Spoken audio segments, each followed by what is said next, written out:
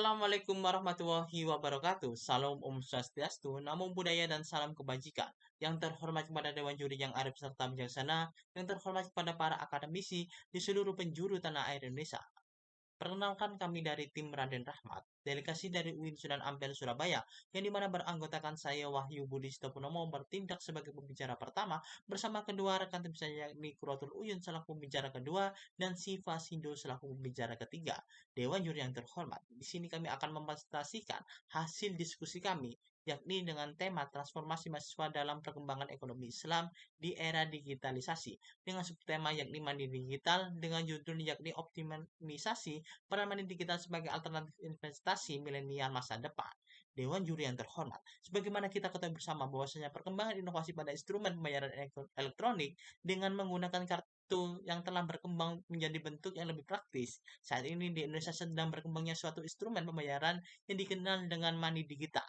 Walaupun memiliki karakteristik yang berbeda dengan instrumen pembayaran lain seperti kartu kredit, ATM, debit, namun penggunaannya instrumen ini tetap sama, ya, sama dengan kartu kredit, debit maupun ATM tersebut, yakni ditujukan untuk metode pembayaran. Secara sederhana, uang elektronik didefinisikan sebagai alat pembayaran dalam bentuk elektronik, yang mana dalam nilai uang tersebut disimpan dalam media elektronik tertentu. Penggunaannya harus menyetorkan uang terlebih dahulu kepada penerbit dan disimpan dalam media elektronik sebelum menggunakan untuk keperluannya.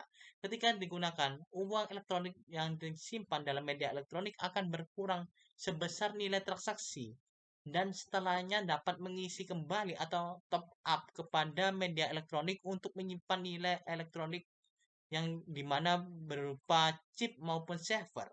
Penggunaan uang elektronik ini sebagai alat pembayaran yang inovatif dan praktis, yang dimana diharapkan mampu untuk membantu kelancaran pembayaran kegiatan ekonomi yang bersifat massal, cepat, dan mikro, sehingga perkembangannya dapat membantu kelancaran transaksi di jalan tol, seperti angkutan umum, minimarket maupun food court, ataupun di tempat parkir. Perkembangan uang elektronik diharapkan pula dapat digunakan sebagai alat alternatif pembayaran non-tunai, yang dimana dapat menjangkau masyarakat selama ini yang belum mempunyai akses dalam sistem perbankan. Adapun dasar hukum terkait penyelenggaraan uang elektronik di Indonesia, yang mana telah diatur dalam Perbankan Indonesia nomor 11 garing PBI garing 2009 tentang uang elektronik, serta surat edaran Bank Indonesia nomor 11 garing 11 garing DASP tentang uang elektronik, yang mana artinya terkait landasan hukum tersebut, uang elektronik merupakan alat pembayaran yang sah yang dapat digunakan di Indonesia. Atas berbagai gagasan dan landasan yang telah kami sampaikan Dewan Juri yang terhormat, yang mana nantinya akan dielaborasikan oleh pembicara kedua dan ketiga kami. Sekian dan terima kasih. Salam insan Cendekia. Assalamualaikum warahmatullahi wabarakatuh. Shalom, Om Swastiastu, Namo Buddhaya, salam kebajikan, salam sejahtera bagi kita semua. Dewan Juri yang terhormat serta rekan berpikir yang kami banggakan, melanjutkan bangunan argumentasi yang telah disampaikan oleh pembicara pertama, saya selaku pembicara kedua ingin mengelaborasikan lebih lanjut terkait optimalisasi peran money digital sebagai alternatif investasi di masa mendatang. Dewan Juri yang terhormat, kita mungkin sering mendengar kata money digital, sebagaimana yang telah disampaikan oleh pembicara pertama mengenai definisi dari money digital. Kita ketahui bahwa money digital merupakan salah satu bentuk nyata dari adanya inovasi teknologi yang ada pada masa ini. Dilansir dari laman resmi Bank Indonesia, kita ketahui bahwa money digital merupakan uang elektronik yang dapat kita gunakan sebagai alat pembayaran dan disimpan dalam media elektronik tertentu. Money digital sendiri dapat berkurang jumlahnya apabila kita gunakan dalam bentuk pengeluaran dan dapat diisi kembali atau ditambahkan kembali jumlahnya apabila kita melakukan pengisian ulang atau yang dalam hal ini disebut dengan top up. Pada kilas balik masa pandemi kemarin, kita tahu bahwa masyarakat semakin terbatas melakukan kontak fisik satu sama lainnya. Oleh karena itu, teknologi hadir untuk menyelesaikan permasalahan tersebut. Salah satunya adalah dengan adanya money digital. Money digital pada masa pandemi kemarin digunakan masyarakat untuk melaksanakan pembayaran maupun transaksi secara online. Dan seiring berjalannya waktu, money digital ini semakin erat dengan masyarakat dalam kehidupan sehari-hari. Terbukti dengan banyaknya UMKM yang sistem pembayarannya dijalankan berbasis money digital. Di sisi lain, hal ini kita dapat melihat bahwa adanya peluang investasi yang dapat kita lakukan. Dengan banyaknya platform money digital yang ada, kita dapat melaksanakan investasi berbasis money digital.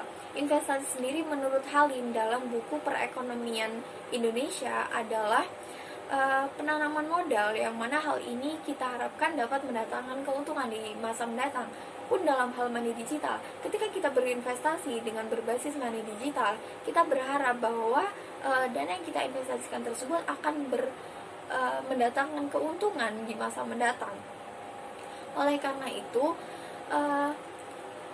kami rasa bahwa optimalisasi peran money digital sebagai alternatif investasi di masa mendatang haruslah dilaksanakan baik dari masyarakat maupun dari pemerintah.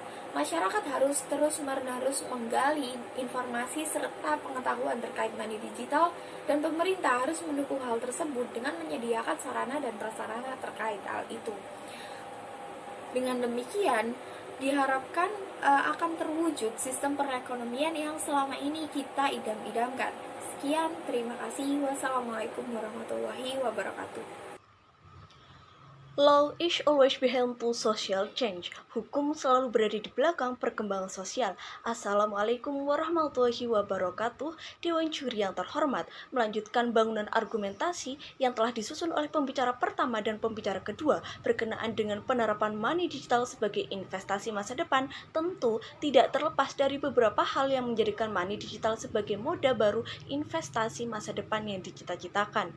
Pertama, efisiensi dari money digital itu sendiri.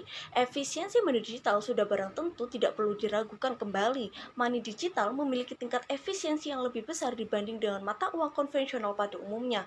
Money digital mampu menyimpan uang dalam jumlah yang banyak hanya dengan memanfaatkan afiliasi produk digital yang dimiliki.